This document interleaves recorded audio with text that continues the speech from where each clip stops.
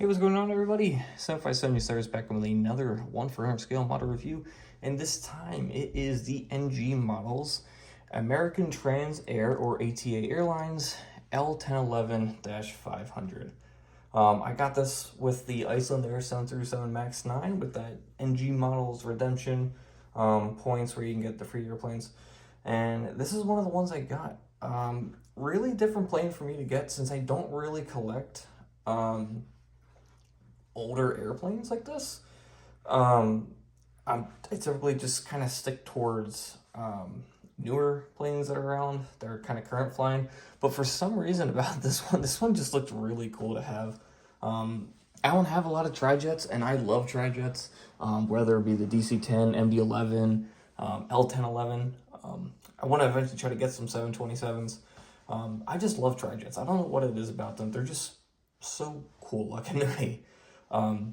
So I wish there was an Eastern one, because I would love to get the Eastern one because that just looks great on the L-1011. But the ATA one just also looks phenomenal, especially with that tail. The tail just looks so cool. Yeah, let's just quickly get this out of the way, go over the box, per usual. So you got the L-1011 logo, the 2D image, ATA. Registration is November 161 Alpha Tango. And that's what the back of the box is looking like here. So let's bring the airplane back in. Yeah, it's just so cool and weird looking. It's not weird in a bad way. It's just something about it's just cool looking. But up front we do have the flight deck windows. The L1 and L2 door with the nose gear that's way behind the flight deck. You got your 161 logo right there. I believe these are the same engines on the 757 and the RB211s. I'm sure it's probably a different variant of it, but it is generically the same. And then you got the registration right there, the N161AT with the American flag. And there's that ATA tail that I just think so cool looking. It's an S duct, so you got the engine exhaust down there, and that's where the engine would sit, and the airflow would go, kind of do a little S in there, and then it kind of goes like that. So really cool design how Lockheed Martin did this. Do a view of the tail here, and you go to the other side. You're gonna have your forward cargo vent door, and then your aft back there. Looking at the belly, it does have a stand hole, gear doors, nose gear, APU, or an engine hatch, I should say, as well.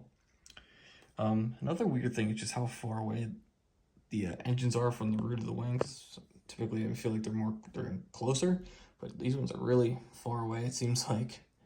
But yeah, it's just like one of those weird planes that it's just you can't keep your eyes off of it, because the other airplane that I have that's like that is my Delta 757-300. It's just satisfying looking. I don't know what it is.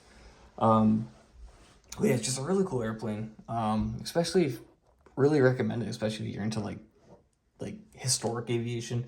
I'm trying to get a little bit into it because I actually got a historic plane, not historic, I should say. More of a retro plane from the Minneapolis Collectors Fair, which I'll eventually unveil when I make the video of it. But I want to start getting a little bit more like U.S. Airways, U.S. Air stuff again, because I haven't bought a U.S. Airways plane in a while, and they'll still always be my favorite.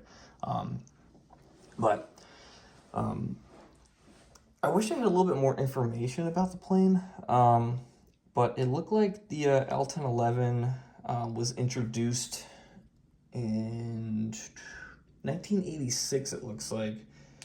But it looks like it was the Dash 100 version. It looks like here, the L-1011-500, they had a total of 3 of them in a all-economy class, 283 seats, and it looks like they did a lot of military charters. So they used to be a mainline scheduled carrier. Then they went a lot with the DoD charters for like military and stuff like that. Their fleet consisted of 12 737-800s, 6 757-200s, 4 300s, 5 L-1011-500s, and 4 DC-1030s.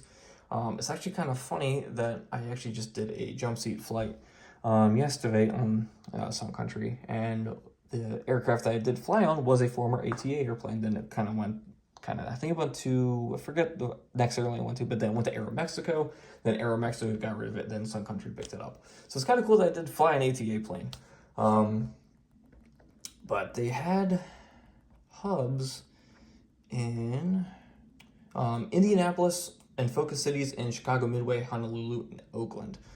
But with the L-1011, I don't know too much about it, but from what I've heard, it was just well advanced before its time.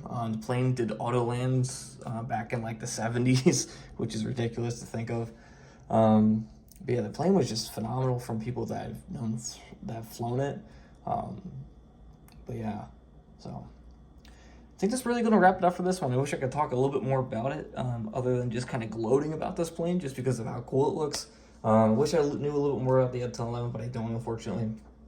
But yeah, I highly recommend it if you're into historic aviation. So yeah, so all I can say is thank you all very much for watching, and stay tuned. I got a couple more reviews to do for y'all, and I will see you all in the next one.